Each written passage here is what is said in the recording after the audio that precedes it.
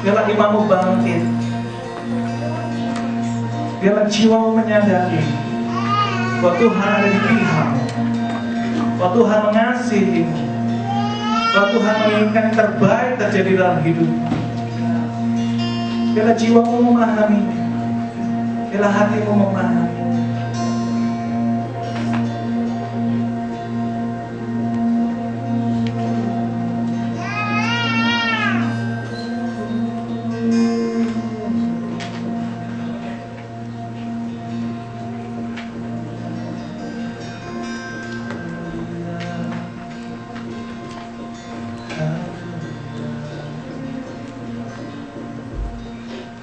Tuhan, kami menikmati hadirat Tuhan. Dan kami rindu Kau menikmati setiap puji-pujian yang kami berikan bagi-Mu ya Tuhan. Biar jiwa kami dibangkitkan, iman kami dibangkitkan Tuhan, saat kami menyembah-Mu Tuhan. Terima kasih Tuhan. Hal yang luar biasa yang bekerja dalam hidup kami. Kau tidak akan melakukan segala sesuatu sampai Engkau mendapatkan hati kami siap melakukannya bagi kerajaan. Pakai hidup kami Tuhan, pakai hidup kami. Saat ini mendengarkan firman-Mu Tuhan, buat kami mengerti apa yang menjadi isi hati-Mu bagi kerajaan-Mu Tuhan. Apa yang harus kami lakukan dalam kerajaan di muka bumi ini ya Tuhan. Di dalam nama Yesus, haleluya. Amin.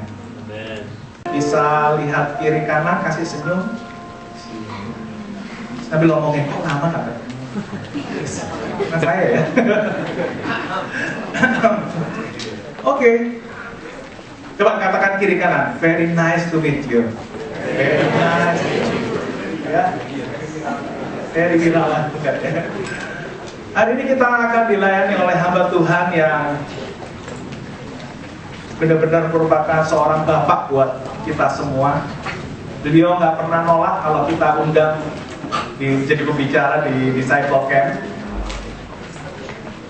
Beliau adalah senior pastor di sini, mulai dari departemen misi itu dia kayak dipindahin lagi ke departemen pengajaran. Betulnya berlompat tuh. Tapi salah satu ciri khas Kabalok adalah penundukan diri, saudara-saudara semua. Dan apa yang terjadi? Wow, saudara kalau tahu buku SPK itu lahir dari beliau ya, dan teman-teman semua.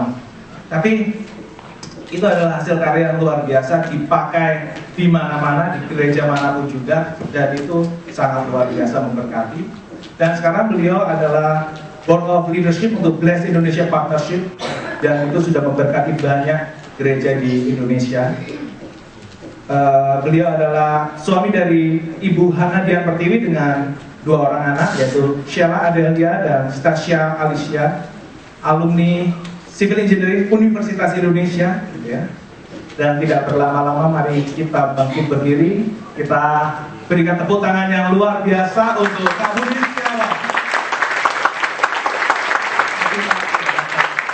Yang kedua ya, Bapa di surga, pagi ini kami datang dengan hati terbuka untuk bertemu dengan Bapa.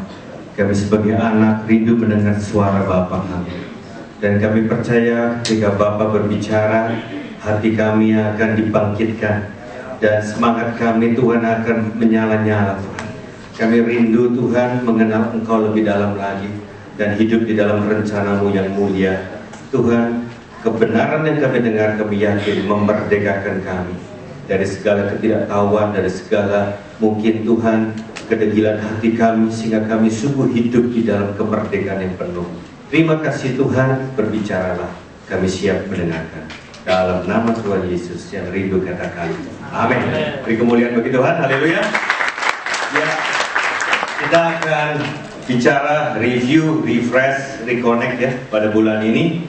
Dan saya bawakan satu perikop yang sungguh-sungguh jadi power story bagi kita semua.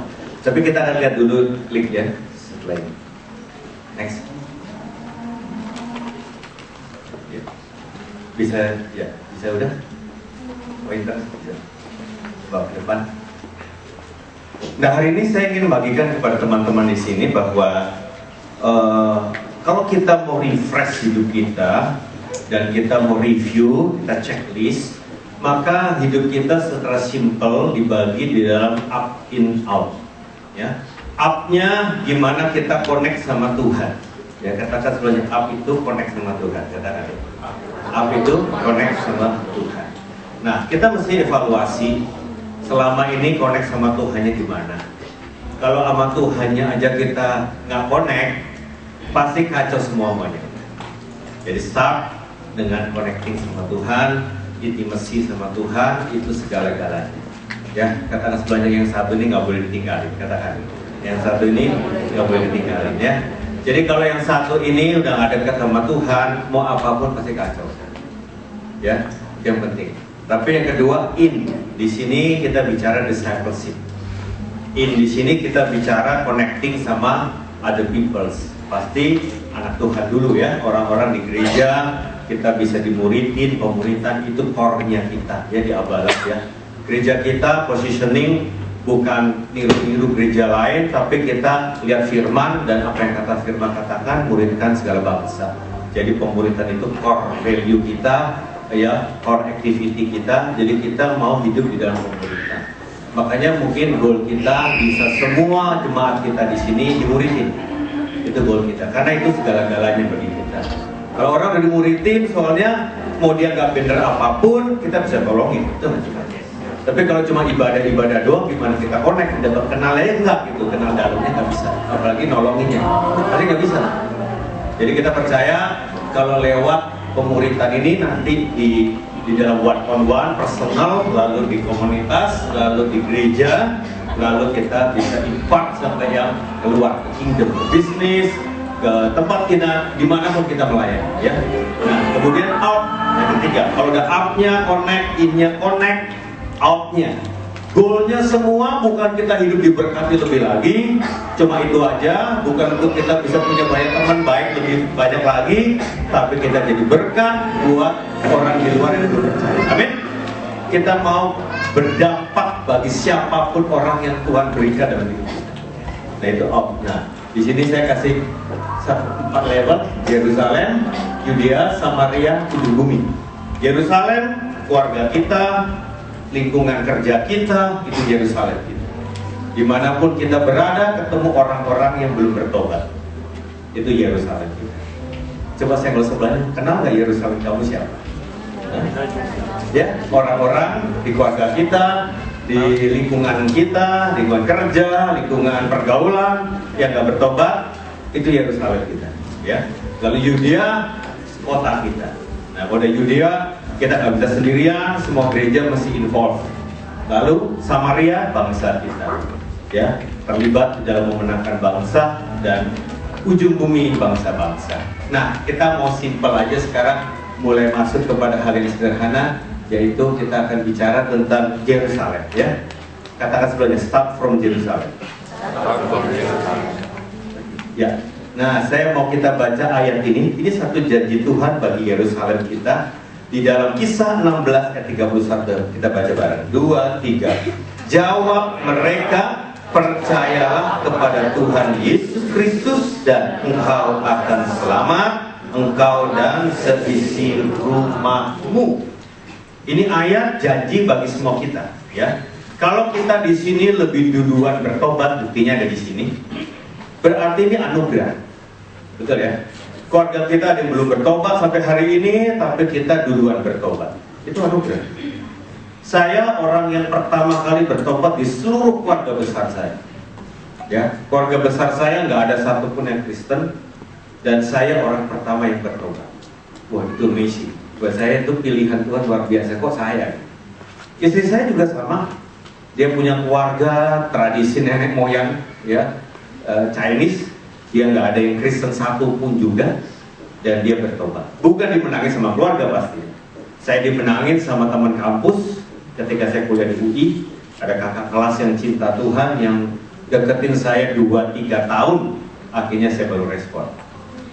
Nah, kalau istri saya teman mantan alumni sekolahnya, ya, connecting sama dia dan layani dia dan dia bertobat. Nah, saya dan istri jadi orang pertama yang bertobat, dan Tuhan kasih janji. Percayalah pada Tuhan Yesus Kristus dan Budi akan selamat, Hana akan selamat, bukan cuma sendirian, bersama seluruh keluargamu, keluarga besarmu bahkan, bersama pembantu rumah tanggamu, bersama teman mainmu.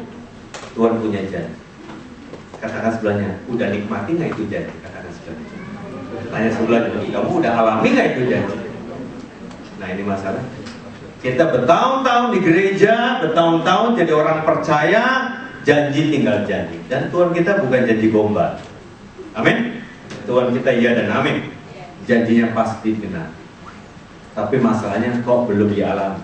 Nah, missingnya di mana? Ya, gapnya di mana? Saya percaya Tuhan punya rancangan, itu janji ada tanggung jawab pasti ya. Namanya orang janji itu memiliki tanggung jawab, betul ya. So, gue janji sama siapa, gue ada tanggung jawabnya di situ kan. Gue janji apain ya, kasih barang besok, ya gue ada janji dong, tanggung jawab besok kirim tuh barang. Nah Tuhan janji selamatin keluarga kita. Tuhan nggak pernah gombal, dia pasti lakuin. Tapi bagian kita apa? Nggak masalah, betul ya. Nah kalau kita nggak ngerti, janjinya jadi sepihak, bukan dua pihak. Padahal janji mesti minimal dua pihak kalau orang berjanji. Nah Tuhan janji, dia pasti genapi. Nah kita pun yang meresponi janji mesti ada bagiannya yang kita ngerti, sehingga janji itu fulfill, ya, genap. Nah oleh sebab itu kita akan lihat berikutnya. Kalau suatu hari waktu begitu cepat dan kita nggak akan pernah tahu keluarga kita yang akan meninggal duluan kapan, siapa aja, kapan dan siapa. Pernah nggak kepikir yang paling tua duluan kali ya? Nggak juga. Mungkin ponakanmu yang masih remaja tabrakan dan meninggal, bisa ya? Bisa. Saya punya anak Sheila, kelas 3 SMA. Dia baru besukin temennya yang sudah sekarat, tabrakan motor 2 hari lalu. Adik kelas 1 SMA. Wah dia sedih banget, karena dia senior, udah kelas 3 SMA ya. Dia senior, dia punya adik di kelas, dan dia termasuk kakak paling favorit di sekolahannya, Sheila. Dan dia caring sama adiknya yang adik kelasnya ya, yang sedang mengoperasi dan tabrakan sekarat. Ya, levernya pecah, tulang rusuknya patah dan segala macam kacau. Nah saudara, kita nggak akan pernah tahu siapapun di keluarga kita yang dijanjiin Tuhan itu meninggal. Ya, kita nggak bisa bilang kok Tuhan cabut nyawanya sebelum dia bertobat. Kita nggak bisa komplain begitu. Kita masih tahu ini waktu antrian itu akan tiba. Dan saya lihat sendiri papi saya sedang ngantri di jajaran antrian menuju pintu neraka. Saya waktu lihat itu saya gelisah banget. Saya shock banget dan saya nangis. Saya bilang Tuhan, saya nggak bisa tinggal di sini. September 83 saya bertobat di kampus waktu retreat di Puncak. Pulang dari retreat saya lihat penglihatan. Saya lihat papi saya ngantri di pintu neraka dan antriannya makin pendek. Berarti saya mesti segera berlomba sama waktu buat kasih tahu papi saya itu salah antri, pi. Jangan di situ. Papi mesti antri pintu surga. Ya. Tepok sebelahnya, jangan-jangan lu masih salah antri. Jangan-jangan ya. Jangan-jangan kita aja mesti salah antri. Nah, saya lihat dan saya dong ini nggak tahu kapan. Ya, saya mesti cepetan nih, cepet banget nih waktu bisa kapan aja. Dan saya punya papi bisa binasa selama-lama. Udah nggak bisa review lagi kalau udah gini, betul nggak? Nggak bisa refresh lagi, udah telat, it's over. Disitulah saya sadar. Hari pertama saya bertobat, saya punya attitude sikap sama orang tua saya yang broken home. Saya punya kakak adik yang morak-marik, kita keluarga hancur. Saya ampuni papi mami saya. Saya bertobat untuk tidak lagi sakit hati sama mereka. Dan sejak hari pertama itu saya mulai punya hati buat menangkan keluarga saya. Nah, saudara, katakan sebelahnya, keluargamu sedang ngantri. Katakan sebelahnya, ya, keluargamu sedang ngantri. Ya, nah sekarang kita masuk lebih jauh. Ya, nah apa bagian kita sebagai orang percaya tadi? Tuhan punya tanggung jawab, kita juga ada. Mari saya undang kita baca bersama Yesaya 3:17-19, 2-3. Hai anak manusia, aku telah menetapkan engkau menjadi penjaga kaum Israel. Bila mana engkau mendengarkan sesuatu firman daripadaku, peringatkanlah mereka atas namaku. Jadi kalau kita bisa bertobat duluan, ini anugerah, kita otomatis ditetapkan sebagai penjaga kaum kita, penjaga keluarga kita. Ya, tepuk sebelahnya, kamu penjaga keluargamu, penjaga kaummu, ya, keluargamu, kaummu. Ya, kita jadi orang yang bertanggung jawab. Penjaga di sini bukan kayak satpam, ya. Penjaga di sini bertanggung jawab. Ya, entah kita sebagai anak, mantu, adik, mungkin adik bungsu malah.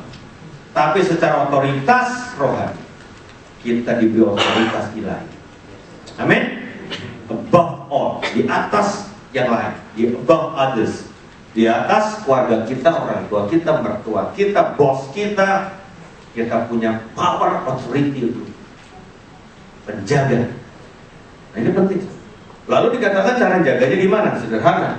Bila engkau dengar firman, tahu firman, peringatkanlah mereka yang belum tahu firman itu atas nama Tuhan. Waduh, saudara, ini masalah lain ini, ya. Lalu ayat itu berikutnya, kalau aku, mari kita baca sama-sama yuk, 2-3. Kalau aku berfirman kepada orang jahat, engkau pasti dihukum mati, dan engkau tidak memperingatkan dia, atau tidak berkata apa-apa untuk memperingatkan orang jahat itu dari hidupnya yang jahat, supaya dia tetap hidup, orang jahat itu akan mati dalam kesalahannya. Tetapi aku akan menuntut pertanggungan jawab atas nyawanya daripadamu. Problem besar kita tidak berkata apa-apa. Problem kita sungkan, gak enak. Kasih tahu sebelahnya, nama belakang kamu Sungkono bukan? Sungkan. Ini dosa anak Tuhan. Jujur saudara, mungkin pernah kita sharing cerita, tapi udah capek. Kak, udah capek ngasih tahu papi, keras kepala. Papi saya kayaknya udah mustahil dan bertobat. Hati-hati saudara, statement begitu. Kalau kita udah nyerah, berarti kita nggak bertanggung jawab. Tuhan berkata, kamu harus katakan, jangan diem aja. Nah, kita bisa cari pelarian, aktif di tempat lain, di gereja aktif, ya toh, di persekutuan aktif, ya. Tapi keluarga kita sendiri kita udah nyerah. Udahlah, elu gua. Kayaknya kita saling menghormati, toleransi aja satu sama lain. Hati-hati saudara. Ya, toleransi begitu, toleransi yang gak bertanggung jawab, toleransi yang salah. Kalau kita mencintai orang, pasti kita rindu bukan cuma di bumi, dalam kekekalan kita bersama orang tersebut. Amin. Gak mungkin tega dong kita mencintai papi, kita mencintai suami kita, istri kita, sementara mereka akan berpisah kekal selama-lamanya sama kita. Oleh sebab itu, cinta yang benar, cinta yang sejati pasti kekal. Amin. Bukan cuma di bumi, kekal. Makanya kalau kita lagi jalan pacaran sama orang dunia yang gak bertobat, terus lu bilang cinta banget, saya gak usah bilang itu cinta apaan ya. Betul. Cinta bukan cuma di bumi, kekal selama-lamanya. Itu cinta yang benar, cinta sejati. Oleh sebab itu dikatakan, kalau dia mati tanpa ngerti kebenaran, aku akan menuntut pertanggungan jawab. Waduh, ketika kita nanti menghadap takhta penghakiman, kita pasti ditanya, di mana papimu? Bisa jawab pertanyaan. Di mana mami mertuamu? Bisa jawab. Ini problem besar.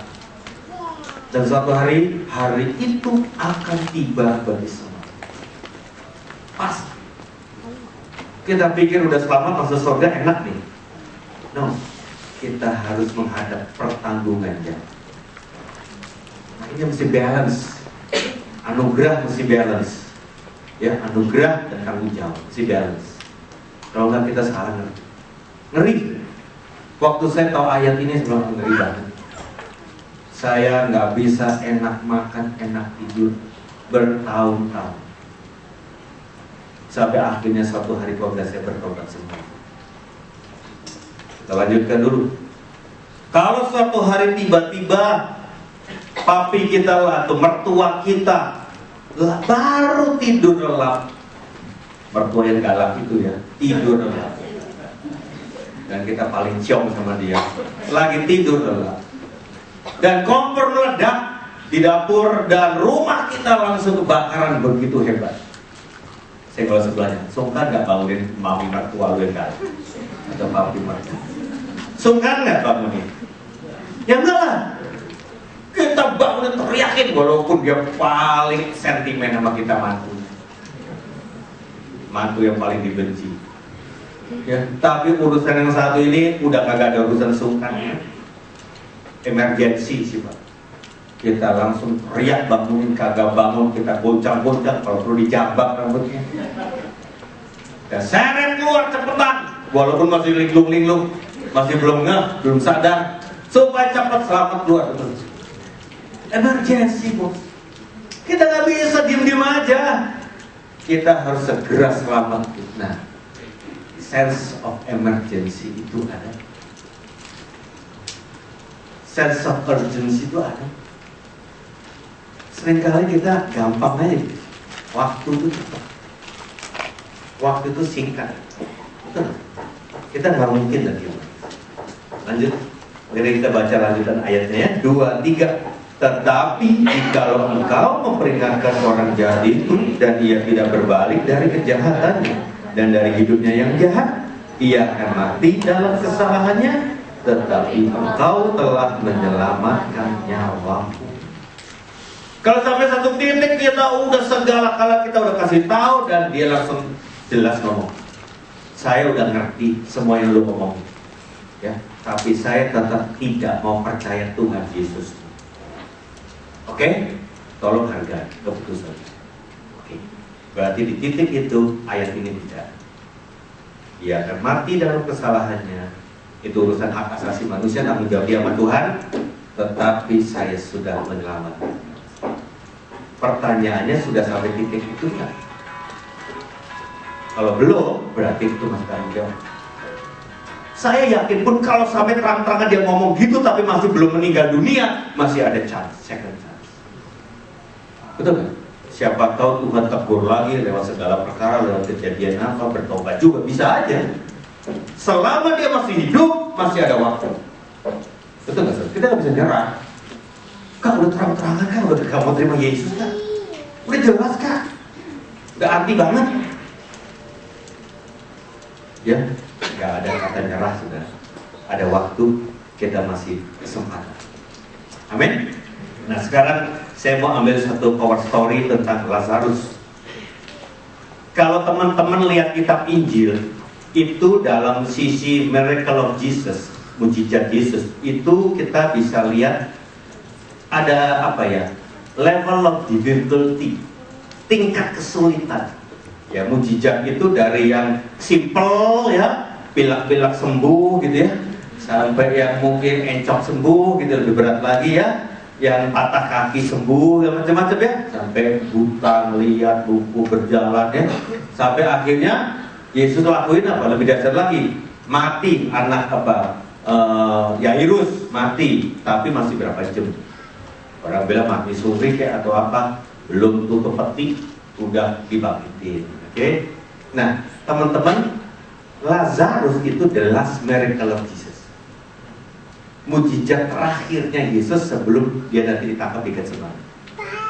Jadi top difficulty-nya, paling tingkat mujizat itu paling sulit. Kalau kita tahu akhirnya Lazarus mati dikubur 4 hari.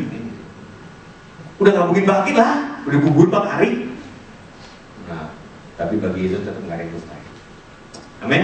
Nah ini menarik nih, ya ini top miracle ya, kisah paling top.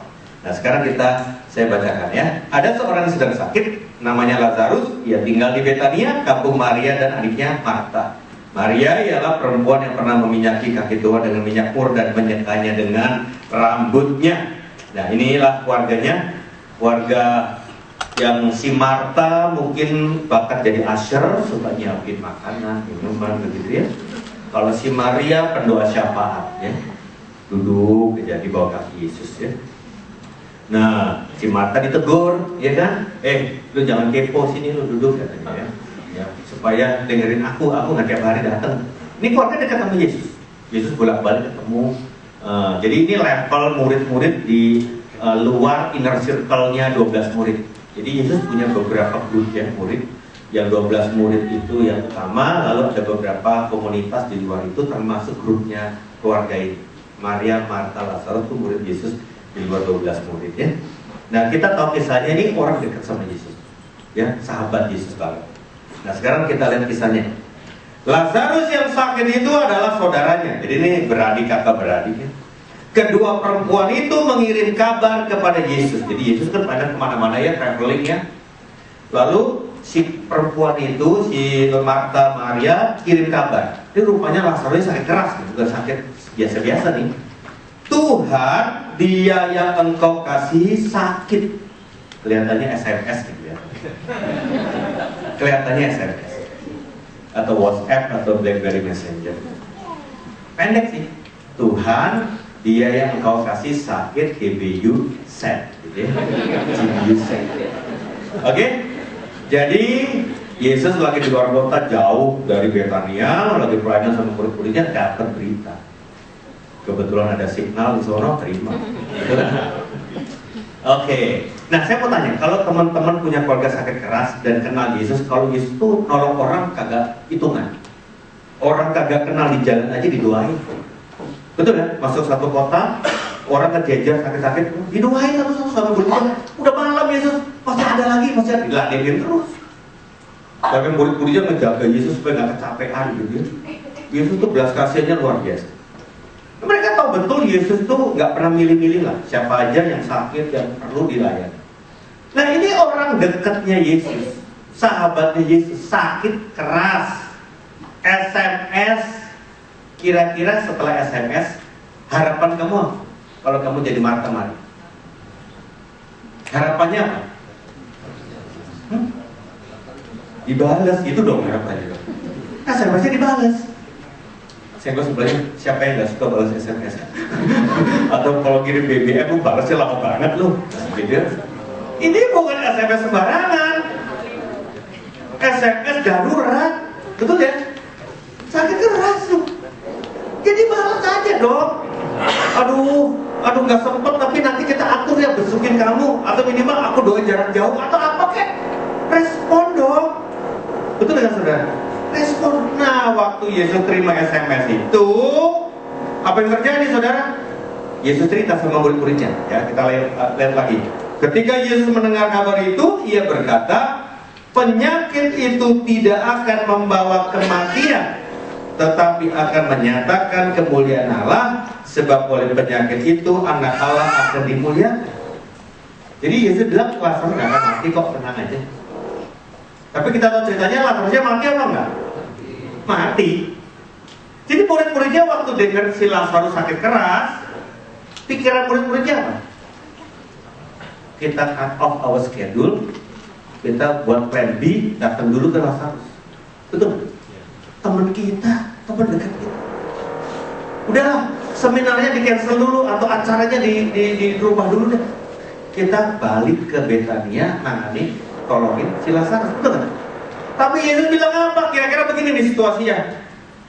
Yang penting sekarang aku perintah matiin handphone lu orang supaya gak dihubungi sama Marta Maria. Di-open semua. Jadi gak dibalas sih, sengaja gak dibalas. Mau tahu kata sengaja, kita bacain berikutnya. Kita baca bareng-bareng supaya sadar dan mengerti. 2, 3. Yesus memang mengasihi Marta dan kakaknya dan Lazarus.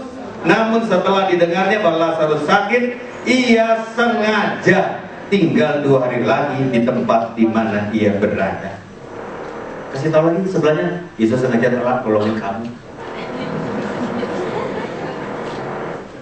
terlambat sengaja. Kenapa? Kalau langsung ditolong, langsung sembuh, nggak seru ceritanya katanya. Kan mau bikin mujizat yang heboh nih. Tungguin sampai mati, tungguin sampai dikubur 4 hari. Udah lewat, pengharapan udah lewat. Udah nggak berharap lagi. Itu nggak? Berpasrah. Ya, jadi udah nggak ada pengharapan, pasrah aja, nyerah. Betul? Tuhan Yesus tunggu sampai limit titik itu. Karena dia mau menyatakan kemuliaan. Nah saudara, seringkali kalau kita nggak kenal Tuhan, ini sport jantung juga nih sama Tuhan. Doa kagak dijawab-jawab nih Tuhan. Ya, udah makin kacau nih situasi. Dan bilang, ya belum apa-apa ini kan. Buat tungguin iman lu sampai di mana. Disinilah kita punya connecting sama Tuhan, menentukan mengenal Tuhannya sejauh mana nih. Ya, jadi sengaja Yesus terlambat 2 hari kelar. Perjalanan 2 hari, ya 4 hari emang telat. Nah kita lihat sekarang respon dari mereka, ya. Nah sekarang Marta, dia udah telat nih, udah dapat kabar. Oh belum dikubur, oh tunggu aja. Udah tutup peti, belum, tunggu aja. Tungguin, udah tutup peti, kubur dulu deh, gue tungguin. Udah kubur, ya baru 1 hari. Lewat dulu, 2 hari, 3 hari. Nah, kita ke sana. Dan mereka datang ya. Maka ketika Yesus tiba, didapatinya Lazarus telah 4 hari berbaring dalam kubur. Betania terletak dekat Yerusalem, kira-kira 2 mil jauhnya. Di situ banyak orang Yahudi telah datang kepada Marta dan Maria untuk menghibur mereka berhubung dengan kematian saudaranya. Jadi teman-teman mesti ngerti ya kenapa harian. Karena nggak ada mobil, nggak ada motor, nggak ada pesawat. Mereka begitu lambat. Semuanya zaman itu lambat, betul ya? Bisa ngerti ya? Nah, si Yesus datang dan yang langsung ketemu si Marta. Lihat karakternya memang beda. Kalau Marta ini memang asal gesit banget sih. Dan kemudian ketika Marta mendengar bahwa Yesus datang, ia pergi mendapatkannya, tetapi Maria tinggal di rumah. Mungkin masih doa terus ini. Ya, beda karakternya. Nah, apa yang terjadi kira-kira? Ini si Marta dan Maria, ingat baik-baik ya. Udah SMS kagak dibalas, telepon kagak diangkat, semua communication block. Ya, email kagak dijawab, ini. Betul-betul. Mau detek Yesus di mana, GPS juga kagak ada. Pokoknya nggak ada yang jalan, nggak ngerti Yesus di dunia mana. Dan nggak ada berita apapun. Mereka sendirian survive ngadepin kematian Lazarus. Ya, berharap tutup peti, tunggu dulu siapa tahu Yesus datang. Gak datang dulu, udah lewat Pak, tutup Bu, tutup udah. Ya ntar bau gimana tutup. Jangan dikubur siapa tahu Yesus datang. Lewat Bu, udah berhari-hari, ya udah kubur juga deh. Jadi udah over, it's over ya. Oke, sekarang apa yang terjadi kita lihat. Oke, maka kata Marta kepada Yesus. Sama-sama kita baca kata-kata Marta. 2, 3. Tuhan, sekiranya engkau ada di sini, saudaraku pasti tidak mati. Ini kata-kata penuh kesal, kecewa, marah. Tuhan, kalau kamu nggak telat, Lazarusku tidak mati. Memang imannya Marta mentok sampai di situ. Kita punya iman berdasarkan pengalaman. Ini masalah. Pengalaman gua sih, Yesus mestinya datang nyembuhin Lazarus. Mestinya. Hati-hati dengan kata mestinya itu. Kita yang ngatur Tuhan kan, bukan Tuhan yang ngatur kita. Seringkali kita yang ngatur Tuhan ya. Tuhan mestinya tolongin gua waktu itu. Maksudnya gua kan tolong. Jadi bankrupt nih. Jadi kacau. Mestinya. Ya, tepat sebenarnya yang ngatur lu apa Tuhan sebenarnya. Ini masalahnya di sini kan. Jadi Marta ini udah skenario-nya ngatur Tuhan. Tuhan mestinya datang, Lazarusku nggak mati. Tapi udah berantakan semua, nggak ada jalan ya. Rencana mati Lazarusnya kan. Nah, tapi terjadi reconnect. Ya, si Lazarus, si Marta ketemu divine encounter, perjumpaan ilahi dengan Tuhan face to face. Betul? Ketemu kan langsung? Ini ketemu kan? Ini kan miss ya. Jadi udah bener-bener putus ya, disconnect. Lalu kalau komputer udah, gak ada, putus nih internet, disconnect kan? Reconnect lagi, ketemu Tuhan nih. Langsung, ketemu, terjadi divine encounter. Nah ini mesti ketemu Tuhan. Kalau nggak ketemu Tuhan, kagak ada hikmat, nggak ada iman, betul nggak? Mereka udah putus asa, udah nyerah, udah kesel, udah penuh amarah, udah macam-macam kan. Tapi reconnect sama Tuhan, ketemu Tuhan face to face, langsung berubah kata-kata. Mari kita baca bareng-bareng lanjut tadi. 2, 3. Tetapi sekarang pun aku tahu bahwa Allah akan memberikan kepadamu segala sesuatu yang engkau minta kepadanya. Kata Yesus kepada Marta, saudara akan aku. Langsung, gue ngerti deh. Berarti kalau Yesus datang juga, kagak mungkin cuma ngehibur saya. Ngapain? Kok ngehibur doang? Yesus Allah Tuhan Maha Kuasa, gak ada yang mustahil. Kalau Tuhan mau minta apapun, segala sesuatu, dalam tanda kurung, Lazarusku bangkit, Tuhan sanggup. Amin. Langsung Yesus bilang, saudara makan. Seandainya skenario nya nggak begitu, seandainya si Marta marah-marah, Tuhan ngapain lu datang, udah telat, percuma. Balik Yesusnya, Lazarus udah mati aja udah. Bener, Lazarus itu mati gitu. Jadi mujizat itu ada urusan iman kita juga. Amin. Yesus kenapa nggak bisa bikin banyak mujizat di Nazaret? Karena orang di sana nolak Yesus. Katanya, betul nggak? Yesus mah mau, cuma orang di sana nolak, ya nggak ada mujizat di kota Nazaret. Jadi kita orang benar ini benar-benar memang diberi urapan, iman. Jadi Tuhan tunggu respon dan iman kita. Ya, Tuhan tunggu respon teman-teman, iman teman-teman. Nah, sekarang case-nya Maria, ya. Kita lihat Maria. Setibanya Maria di tempat Yesus berada dan melihat dia, jadi nyusul ya. Tersungkurlah ia di depan kakinya. Kalau Maria memang suka-suka tersungkur. Mainannya tersungkur dulu. Nyembah, garap, syukur. Dan berkata kepadanya. Mari baca sama-sama statementnya Maria. 2, 3. Tuhan, sekiranya engkau ada di sini, saudaraku pasti tidak mati. Sama nggak dengan statementnya Marta? Sama persis. Soalnya hasil diskusi berhari-hari. Sudah jadi keputusan keluarga. Kalau perlu dibikin bannernya di depan rumah juga. Kecewa abis. Jadi ini statement bersama, statement keluarga. Mestinya Tuhan datang, mestinya Tuhan balas SMS, mestinya Tuhan kasih tahu gua dong. Nah ini dia. Ya, tapi mereka kesel habis. Lalu apa yang terjadi? Ketika Yesus melihat Maria menangis, jadi kembali reconnect ya. Maria udah putus, gak ngerti, upset, kecewa, kesel, tapi ketemu Tuhan kan waktu itu. Terjadi di divine encounter. Lalu dia nangis.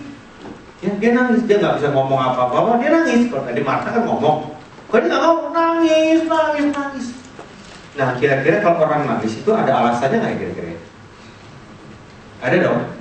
Kenapa nangis? Sakit, lagi nahan sakit, lagi patah hati. Ada dong alasannya. Masa nangis nggak ada alasannya? Ada tujuannya dong. Nah, si Maria nangis. Tapi kalau tangisannya isinya kekesalan, orang kesel bisa sampai nangis bisa. Saking keselnya sampai nangis bisa ya. Kok kesel banget sama lu? Nangis gitu ya, bisa. Kalau nangisnya nangis kesel, Yesus pulang langsung. Aku yakin Yesus langsung pulang. Nggak mau terima aku, ya udah, aku pulang. Sorry ya, gue telat ya. Udah pulang, nggak ada apa-apa, nggak ada mujizat. Tapi Maria nangis. Akhirnya apa? Membuat Yesus nangis. Ya, dikatakan dan juga orang-orang Yahudi yang datang bersama-sama dia, maka maskullah hatinya, hancur hati Yesus. Dia sangat terharu dan berkata. Jadi Yesus nangis, ikut nangis. Saya percaya ini tangisan gak sembarangan tangisan. Tangisannya membawa satu pesan yang persis sama dengan apa yang Yesus inginkan dan Yesus rasakan. Kalau boleh saya kasih tahu itu pesannya begini. Tuhan, kenapa Lazarus mati cepat, mati muda? Lazarus tuh pengen melayani kayak Yohanes, pengen melayani kalau lebih lama lagi kayak Yakobus. Lazarus tuh pengen jadi muridmu, Tuhan. Dia mau dipakai kalau lebih lagi, Tuhan. Kenapa mati muda begini? Yang dia tangisi sama seperti kemauan Yesus. Gak tahan, dia tangis. Tanya sebelahnya, tangis lalu bikin Yesus nangis kan? Ya kan? Kalau kita punya tangisan senada dengan apa yang Tuhan mau, Yesus tuh, aku juga sama yang aku rasakan sama. Anggap ya, dia juga nangis. Dan dia benar. Tapi pertanyaannya, masih nangis nggak? Ini, saya pulang dari Puncak September 83, pulang ke rumah saya di Bogor. Saya kuliah di UI, di Salemba waktu itu masih. Waktu saya pulang ke Bogor, ke rumah orang tua saya nangis berjam-jam tentang keluarga. Dan tangisan saya itu ternyata berhari-hari, tiap hari saya nangis buat papi, mami, dan keluarga. Dan saya baru tahu itu ada ayatnya. Tapi kita lihat dulu ya kisahnya dulu. Di manakah dia kamu baringkan? Jadi tangisannya Maria membuat Yesus tidak bisa tahan, segera mau buat mujizat. Mujizat is coming, miracle is coming. Yesus bilang, mana orangnya? Di mana kau kubur itu? Berarti Yesus udah gak nunda-nunda lagi kan? Lihat Marta udah punya iman, lihat Maria juga hatinya sama, udah sekarang komplit. Dua keluarganya yang udah terima Yesus punya iman, punya hati, aku mau buat mujizat.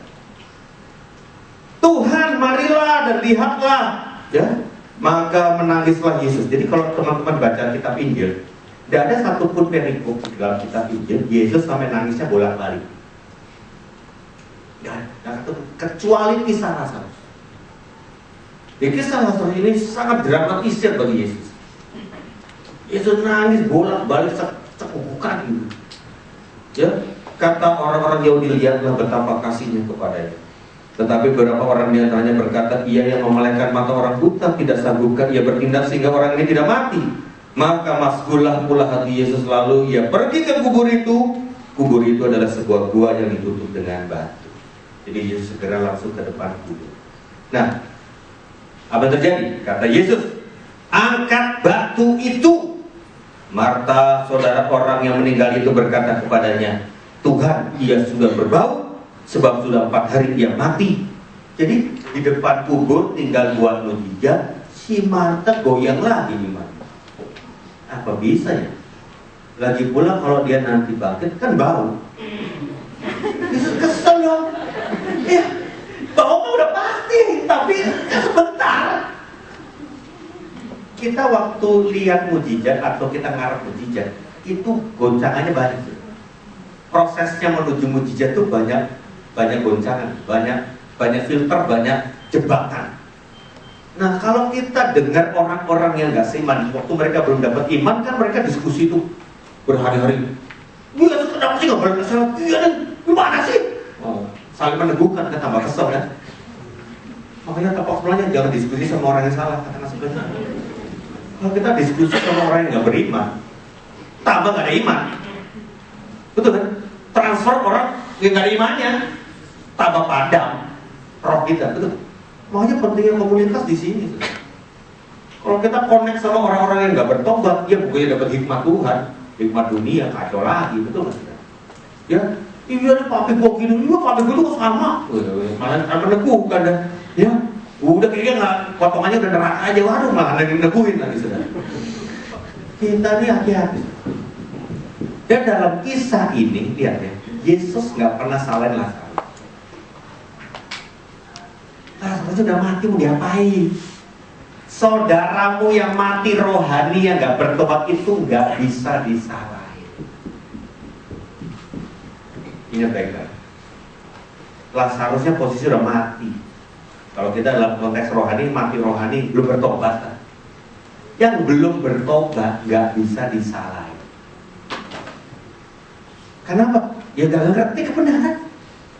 Ya terikat kuasa gelap, dibutain mata hatinya. Ya gimana mau ngerti? Betul kan? Gimana mau disalahin? Ya udah, dia korban, posisi korban. Lazarus mati, udah gak bisa disalahin, mau diapain? Udah dikubur. Sekarang Yesus berurusan sama yang hidup. Marta, Maria. Pertarungan mujizat bukan di Lazarus, tapi di Marta dan Maria. Respon mereka bagaimana? Keluarga kita yang mati rohani gak bisa disalahin. Kita yang punya iman, ini yang bertanggung jawab. Ini penting, saudara. Saya hari pertama saya datang dan saya berdoa, saya nangis. Tiap hari saya nangis. 2-3 kali sehari saya bisa nangis. Selama 6 bulan. 6 bulan. Terus nangis buat papi. Karena saya lihat papi saya gak ada respon. Jadi teman-teman tahu ya, saya bertobat itu dari anak berandalan, tukang kebun-kebun, diskotik dan macam-macam lah ya. Saya bertobat itu radikal. Pintu kamar saya penuh dengan poster rocker, heavy metal semua. Wah, nggak ada temboknya karena nggak ada kelihatan lagi temboknya, semua poster semua. Saya punya sound system itu bikin kaca bisa pecah, ya. Itu ya saya hobinya di situ, ya, namanya anak paitan begitu. Saya robek semua poster saya nggak lagi kebut-kebutan, nggak lagi main macam-macam kayak dulu lagi, bertobat radikal. Papi saya nanya sekali aja kagak. Lu kesal bergaget gimana berdua begini? Enggak ditanya. Saya sama papi disconnect, urusan masing-masing. Papi saya dokter spesialis, direktur rumah sakit. Dia lebih peduli pasiennya daripada anaknya. Itulah nasib anak dokter kayak begini. Ya, papi saya lebih peduli sama pasiennya daripada anak. Jadi saya bertobat, dia nggak tanya, sekali juga nggak ditanya. Lu berubah? Nah, dia tahu saya berubah kayak begini. Dan sekarang saya doain papi saya dan saya bingung gimana menangin papi. Tapi Tuhan berfirman dalam Mazmur 126, barang siapa menabur dengan air mata. Makanya saya bisa lakukan nabur air mata, nangis, nangis, nangis. Dan menabur benih, kata firman. Kamu akan pulang dengan sorak-sorak. 6 bulan saya nabur air mata, Tuhan ngomong, sekarang waktunya nabur benih. Tuhan, nabur benih kayak apa sih? Caranya bagaimana sih? Kamu bersaksi sama papi.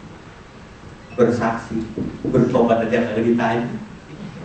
Gue mau cerita apa efeknya itu, apa kira-kira pedulinya gitu misalnya. Taat dulu sama firman, cerita kebenaran. Saya beranikan diri karena saya melihat ini emergency, urgent, nekat. Setiap weekend saya pulang ke Bogor. Biasanya jauh-jauh dah, agak pulang lebih syukur gue gak pulang. Dari Jakarta pulang tiap weekend ke Bogor, cari-cari waktu mau ketemu papi saya ngobrol. Ya, setiap saya ngomong kesaksian kayak ayat kayak kagak ada yang masuk sudah. Malah dia bantah, disemprot saya, diomelin. Papi saya seorang intelek, dia punya perpustakaan dia satu lembaga, satu kamar khusus, dan di salah satu perpustakaannya semua kitab suci di dunia dikumpulin sama dia. Dia baca semua, diaduk jadi gado-gado, itu imannya kayak begitu. Alkitab udah habis bolak-balik baca. Saya baru tahu berapa ayat, ngomong sama dia disemprot, kayak itu kalau ayat sama gua, aduh, gak mempan. Dia lebih jago, tapi gak bertobat masalahnya. Jadi nggak bisa masuk sama papi saya. Kalau udah mental gitu masuk kamar nangis lagi. Tuhan, gimana masuknya tuh? Kayaknya nggak ada peluang gitu. Nggak ada kemungkinan itu nggak ada. Semua 6 bulan lewat, dia udah setahun. Saya udah titik frustrasi. Karena saya survive, bukan yang main-main tuh. nggak diem, nggak cuek sama sekali. Saya concern banget, saya peduli banget, saya doain tiap hari. Kadang saya pulang Bogor, makan di ruang makan tuh, saya kan doa, dulu nggak pernah doa kan, doa aja udah bingung, ngapain lu doa? Lihat papi saya, nggak jadi doa makan, doa syafaat sudah. Nangis di depan itu, nasi goreng jadi sop. Betul, saya masih ingat tuh kisahnya. Gak tahan, gimana ya papi saya bertobat. Lalu akhirnya udah lewat 14 bulan, jadi itu September 83, sekarang November 84. Saya dapat kesempatan nganterin dia malam-malam satu hari. Mau ngomong apa ya, ayat semua kagak puja, kesaksian kagak mempan. Mau apa lagi saya, mau ngomong tuh udah habis stok, udah mulai habis stok. Kagak ngerti gue mesti ngomong apa lagi. Tapi satu hal aja terakhir deh, Pi, Budi nanti kalau mati, Budi pasti masuk surga. Papi saya ngomong gitu, lu tau dari mana? Itu jawaban paling lumayan yang saya pernah dengar. Lu tau dari mana? Wih, puji Tuhan, haleluya 12 kali deh. Dapat respon kayak begitu saya senang banget. Ada ayatnya Pi, ya kitab. Nanti kasih lihat papi di rumah. Wih, bersyukur banget kok bisa begitu tuh mujizat begitu. Ya, langsung pulang rumah saya kasih ayat ini. Ya, nanti papi baca di kamar. Saya sering kali kalau papi udah tidur tuh masuk kamar dia. Saya doain dia lagi tidur. Saya sering tuh doain dia. Ini orang masih bertobat. Jangan cepat-cepat pulang. Ya, masuk ke rumah bapak ya, atau ke rumah yang lain neraka kalau dia nggak bertobat. Dia harus bertobat pulang. Saya sering tuh doain.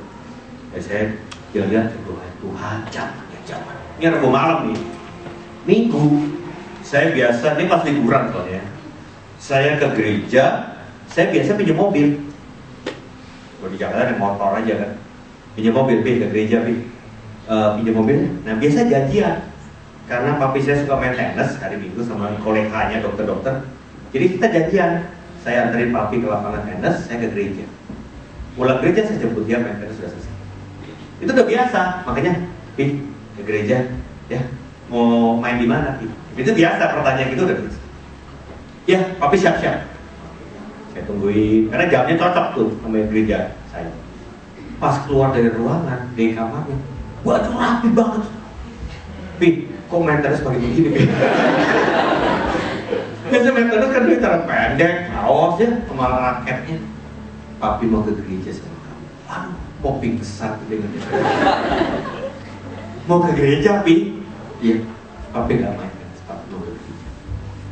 Waduh, saya nangis sepanjang perjalanan dari rumah ke gereja.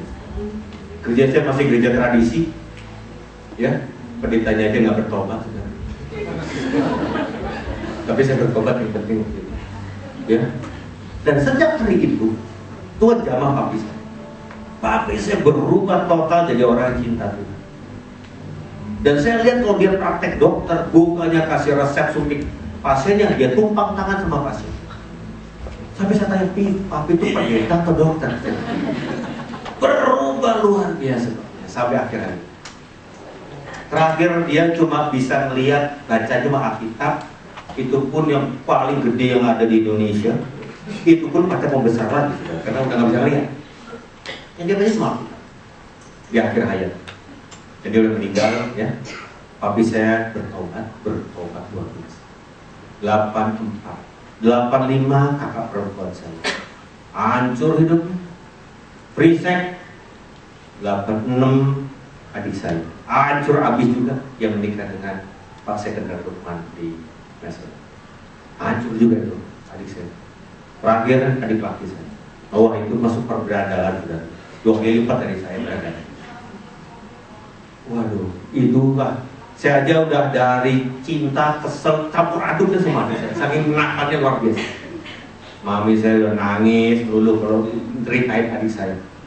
Nggak pulang rumah setahun, ya kan? Pulang rumah setahun pulang. Ya. Jadi udah kayaknya sama keluarga udah putus hubungan. Ya. Tapi saya doain. Saya kadang kalau udah marah diceritain mami saya betapa nakalnya adik saya. Tapi kalau masuk kamarnya di Bogor itu, yang lebih berantakan dari saya nangis. Saya nangis di kamar. setahun nggak pulang, saya nangis. Jangan saya nggak tahu kenapa dia harus bertobat. Karena saya punya pengalaman dapat setahun satu yang bertobat. 84 papi, 85 cicit, 86 adik perempuan, 87 mestinya adik saya dong yang laki. Datanya dia dong ya. Tapi saya nggak tahu gimana ceritanya gitu bertobat.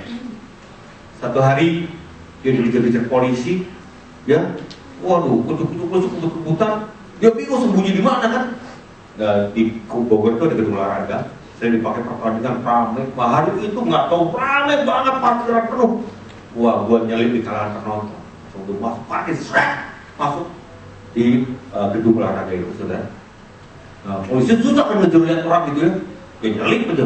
Nggak taunya gedung olahraga itu disewa gereja, jadi KKR lah itu. Dia nak kerjain habis dia berpikir. Dan dia bertobat malam itu. Pulang ke rumah nangis, bertobat, kasurnya penuh air mata. Ya, bertobat. Terakhir 88 mami saya. Waduh, ini masih jatahnya mami. Tapi kalau mami semua udah nyerah. Papi, cici, saya, adik semua keroyokan. Kita udah betul-betul sepakat menangin mami. Tapi kalau mami itu perempuan dominan, kepahitan habis. Wih, mami saya betul-betul seorang ambisius, dominan, tapi sakit hati luar biasa. Ateis murni. Kalau papi Pancasila, mami ateis.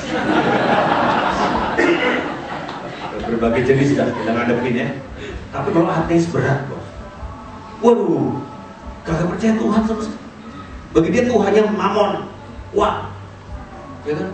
Jadi bagi kita semua, kita susah menangin mami. Gak connect, gak ada respon, gak peduli lu mau apa, gak ngerti. Terus saya tanya sama Tuhan, beri saya hikmat, gimana menangin mami saya. Kita udah coba tahunan, so. Tuhan bilang, peluk mami. Peluk. Saya seumur hidup gak pernah peluk mami saya. Tonjok mami saya mah pernah. Peluk, saya paling ciong sama mami saya. Paling tengkar, paling lawan. Ya semua sih begitu, ngelawan semua. Kalau mami udah paling gak ada yang cocok lah. Ya, jadi saya bilang, peluk mami. Tuhan peluknya gimana sih, gak pernah peluk. Teman-teman keluarganya hangat, mungkin gak ada masalah ya. Keluarga saya keturunan robot, gak pernah peluk. Saya gak pernah lihat papi mami saya gandengan, makan aja gak pernah. Tabok-tabokan pernah.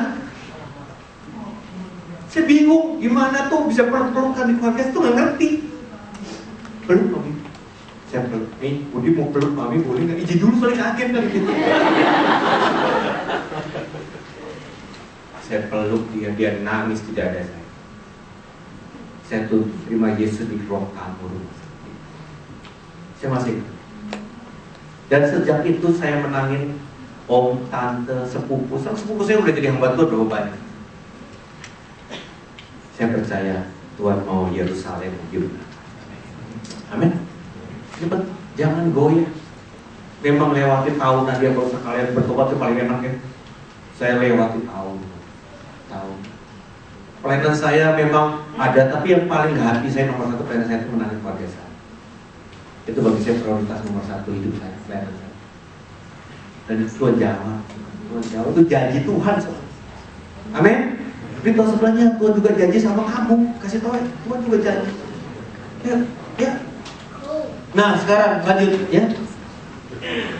Dan sesudah berkata demikian, berserulah ia dengan suara keras, Lazarus, marilah keluar. Orang yang telah mati itu datang keluar. Kaki tangannya masih terikat dengan kain kapan, mukanya tertutup dengan kain peluh. Kata Yesus kepada mereka, bukalah kain-kain itu dan biarkanlah ia pergi. Dan kita bisa lihat gambarnya, saudara. Ya, bisa. Next. Nah, kita tepuk tangan dulu buat Lazarus yang sudah bangkit. Amin. Lazarusnya bangkit, yang kayak kain pocong, ya. Zaman dulu begitu. Jadi bukan dikuburnya di tanah, ya, di goa, dilobangin tuh, ya, bukit batu dilobangin dan situ taruh kayak orang Toraja, ya. Jadi Lazarusnya kayak kain pocong. Kalau lu mikirnya kenceng banget, gue gak bisa jalan. Ya, gue gak tahu bakal bangkit. Kira-kira gitu ya. Jadi Marianya masih tersungkur, Martanya masih kebauan, ya kan biasa. Tapi Lazarusnya bangkit. Amin. Pertanyaannya sekarang, siapakah Lazarus kita? Siapakah Yerusalem kita? Pasti keluarga. Itu tanggung jawab kita. Papa, mama, mertua. Kita nggak bisa bilang sama istri kita, kasih tahu sama mami lo.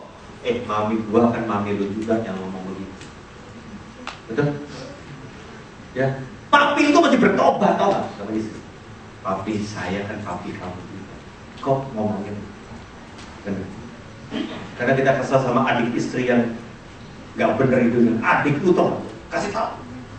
Ya, saya ngomong sama istri saya satu hari begini. Adik saya dan adik kamu, kenapa sikap kamu begini? Saya mesti bertobat. Mereka keluarga saya tanggung jawab saya. Ya, ipar-ipar, yang mertua, bahkan semuanya keluarga kita. Tapi saya percaya juga Lazarus bukan cuma keluarga jalur siapapun orang yang dikirim Tuhan dalam hidup kita itu Lazarus. Itu bisa bos kita yang nggak bertobat. Sengaja Tuhan izinkan kita kerja di perusahaan di mana bosnya nggak bertobat. Tuhan kirim kita di sana. Amin. Supaya menangkan bos kita. Office boy kita, pembantu rumah tangga kita. Saya bertahun-tahun berkeluarga, punya banyak pengalaman dengan berbagai pembantu yang Tuhan kirim kerja di sana. Tapi kalau hampir-hampir yang udah lewat setahun lebih mah, rata-rata udah bertobat. Kalau cepat nggak sempat, udah pulang duluan, udah keluar lagi, udah nggak sempat kan, udah lewat, udah nggak sempat. Tapi kalau lama kita layan, dia bertobat. Ya. Terakhir ini pembantu yang bertobat, bahkan dia membina anak, pembina SPK lah. Itu pembantu. Dia kalau dulu anak saya masih kecil, itu dikirim ketiga, pembantu saya nemenin kan. Dia lihat pembantu-pembantu lain yang belum percaya juga, yang nemenin anak majikannya. Udah deh, dia nginjil. Ujung-ujungnya dia bilang, Pak, Budi, saya mau jadi pembina SPK. Loh, ya, kamu bina siapa? Ini sudah saya menangin 2-3 orang. Gitu ya. Dia menangin, dia ikut CG dan segala macam. Ya, nah puji Tuhan lah. Terus kemudian, ya staff kita, bisnis, klien kita, customer kita, semua Tuhan sengaja kirim dalam hidup kita. Ada tujuan. Amin. Ada tujuannya, teman-teman. Gak mungkin Tuhan kirim gak ada tujuannya. Teman kampus kita, teman kerja, teman kuliah kita, semua tuh ada tujuannya. Bahkan kalau kita tinggal di rumah nomor 10, yang nomor 8 udah diatur Tuhan siapa yang tinggal di sini. Saya percaya Tuhan kirim semua lingkungan hidup kita itu divine appointment, pengaturan ilahi.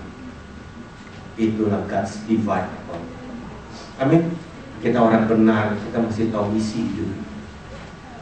Kalau kau hidup without mission, percuma, ya, meaningless, nggak ada arti. Tapi kalau kau tahu kemana kamu dan apa tujuan itu, ada misi. Jangan berkata mission impossible. Bersama Tuhan pasti bisa. Ada janji. Amin. Tapi ini passion, mesti dapat dari itu. Dapetin lagi dan reconnect, ketemu Tuhan kayak Marta Maria, ketemu Tuhan pribadi, baru janjinya gitu.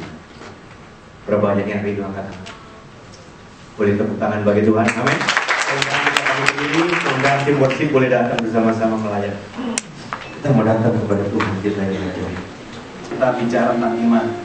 Dari lagu pertama saya udah tahu bahwa celebration hari ini menjadi jawaban buat saya. Saya yakin juga itu menjadi jawaban buat saudara semua, amin. Kalau boleh ngomong sih, iman kita hari ini dibangkitkan, amin saudara. Kita menaruh kepercayaan kita kepada Tuhan kembali. Kalau boleh dibilang Yerusalem, saya secara pribadi, wow, ada banyak hal yang harus dilakukan. Hari Jumat kemarin tuh saya kesel banget gitu ya. Perusahaan saya itu baru 3 tahun, jadi saya harus membangun tim itu benar-benar dari awal. Dan somehow mereka melakukan kesalahan-kesalahan yang sangat sepele gitu ya, sangat sulit mengasihi gitu. Tapi hari ini saya dikuatkan untuk mengasihi. Kalau bicara tentang keluarga, kalau saya boleh milih gitu ya, saya ingin punya apartemen walaupun kecil di Central Park gitu ya, dan satu mobil Audi gitu ya. Maunya begitu. Dulu waktu masih muda lagi PDKT sama Vera, mobilnya Civic Wonder tahun 87 warna putih.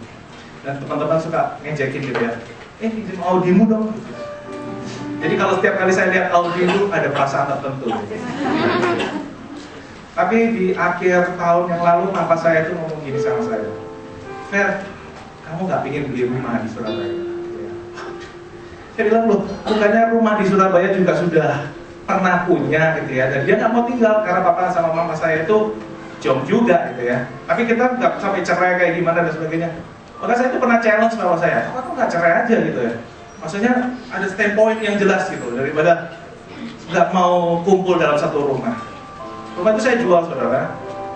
Terus jadi tabungan lah, paling nggak at least cicilan apartemen itu saya punya satu tabungan yang cukup gitu. Tapi karena papa saya ngomong iya, papa salah gitu ya, hati saya itu langsung lumer gitu. Dan saya nggak punya duit. Setiap kali saya beli rumah saya nggak pernah punya duit gitu ya. Selalu dibantu gitu. Dan saya dibantu sekali lagi. Ada satu pekerjaan yang buat saya harus Sabtu Minggu somehow nggak ada di sini di Semarang gitu ya. Dan itu cukup untuk beli rumah untuk DP-nya. Dan DP kan sekarang harus 30% gitu ya. Nah, dalam perjalanan membelikan rumah buat papa itu saya tahu bahwa saya harus mengasihi papa mama saya lebih lagi. Dan hari ini saya sangat dikuatkan untuk mengasihi mereka lebih lagi, mendoakan mereka lebih lagi. Terakhir Kak Seno juga sharing kepada para leaders bahwa jangan cuma jadi raja, jangan cuma jadi nabi, tapi jadilah imam. Imam itu mengambil bagian untuk mendoakan orang-orang di sekelilingnya. Amin, saudara. Saudara nggak bisa cuma ambil take authority sebagai leader dan sebagainya, tapi saudara nggak pernah berdoa untuk orang-orang yang saudara pimpin. Amin, saudara-saudara. Luar biasa hari ini kita masuk ke dalam beberapa pengumuman. Silakan, Theo. Ya, pembinaan untuk wanita bijak ibu di bagian barat, ya. Ini wanita bijak yang ibu-ibu gitu ya. 19, 20, 21 September 2013 jam 9 sampai jam 4. Lalu Ikatan Baru 29 September jam 5 sampai jam 7 di Belesa Shopping lantai itu. Ya, pendaftaran bisa di beberapa nomor yang ada di sana. Investasi 500 ribu. Pembinaan wanita bijak ibu di barat. Next. Nah, ada beberapa pengumuman yang beberapa slide yang cukup penting untuk main scam, saudara. Jadi ada training fasilitator terlebih dahulu Selasa 3 September 2013 jam 19.30 di lantai 4 di ruang 4 lantai 2 Greenfield Maisonette. Jadi diharapkan seluruh fasilitator untuk hadir. Lalu ada Prakem Pria Sejati Selasa 10 September 2013 jam setengah 8 lantai 4 gedung Maisonette. Jadi kalau yang tadi ruang 4 lantai 2, yang sekarang ini lantai 4 ya, gedung Maisonette. Prakemnya jangan lupa yang ikut, saya dengar dari tempat kita ada ya 200 lah ya yang sudah daftar. Next, camp Pria Sejatinya adalah hari Sabtu Minggu. Bangun deh. Next ya, Sabtu Minggu 14.15 di Hotel Gria Astuti Cisarua. Ya, itu dilaksanakan hari Sabtu Minggunya 14-15 September.